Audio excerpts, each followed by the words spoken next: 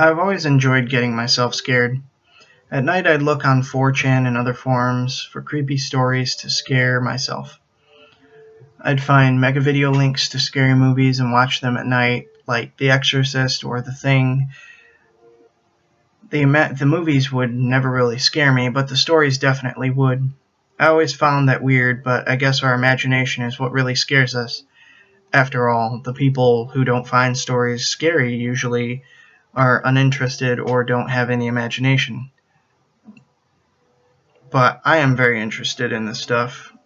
Maybe I just like other people's creativity, or maybe I just like the extremely slim chance that some of this nonsense that I have read could be real.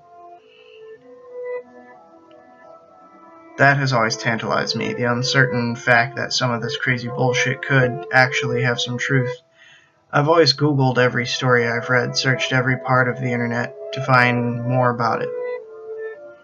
But one story I had always been fascinated about was the haunted Majora's Mask.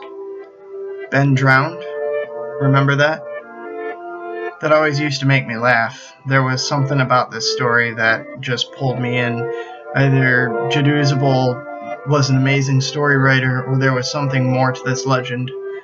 One particular night, I could not bear to let this one go. I wanted to find the truth about the haunted Majora's Mask. Oh, how I wish I hadn't done that.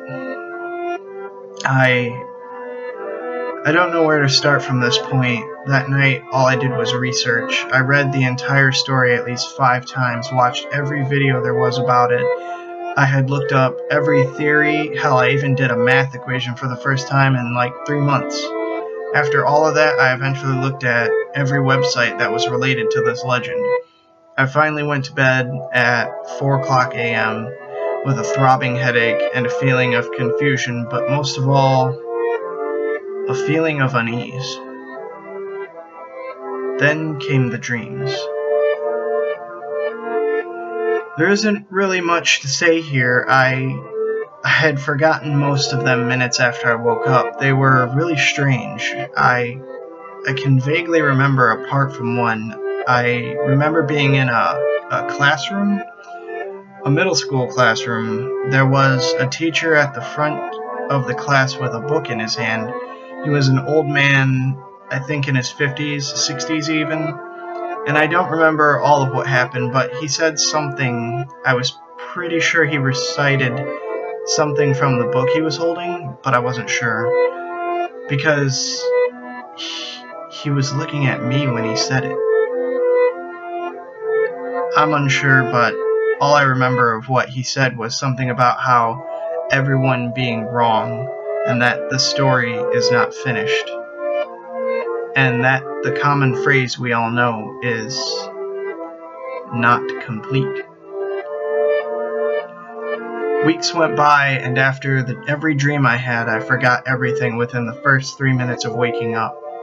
It was weird though, because every time I had gone on the computer to go on Notepad or WordPad to recount it, my computer would take half an hour to boot up. I tried to find a pen to write on a paper, but I couldn't find a pen in my apartment at all. I just couldn't find a way to remember what I had dreamt of. And I'd just walk around as if my memory drained of the dream I had the night before. After trying to recall it at least 3 times, I had given up. Something was keeping me from telling anyone what I know, or rather, what everyone else doesn't know. Now the dreams began to turn into nightmares. Not only that, even though I was forgetting everything that happens in these dreams, I still hadn't learned what these dreams had been trying to tell me. Although I can't explain what they were telling me, it's like they're telling me something's wrong. That the people just don't understand. That there is more to this legend than that stupid game. That if only Jedusable had continued playing. Then one day, last week actually, I had thought back to the part of the dream that I had remembered. The one about the common phrase. I thought about it. I had a few friends who knew about this legend too, though they didn't take it as seriously as I did. We had always used to joke with each other when one friend would be telling a story about something, one of us would reply, "Then Ben drowned." We would always burst out laughing like it was our version of the new cool story, bro, except no one had understood ours. I had been lying in my bed and had thought about the phrase for a long time. I had noticed something odd about it. Even though it is grammatically correct, it didn't sound right. Ben drowned.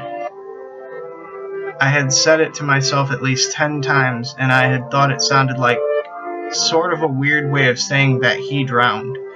If you ask me, I would have said Ben had drowned.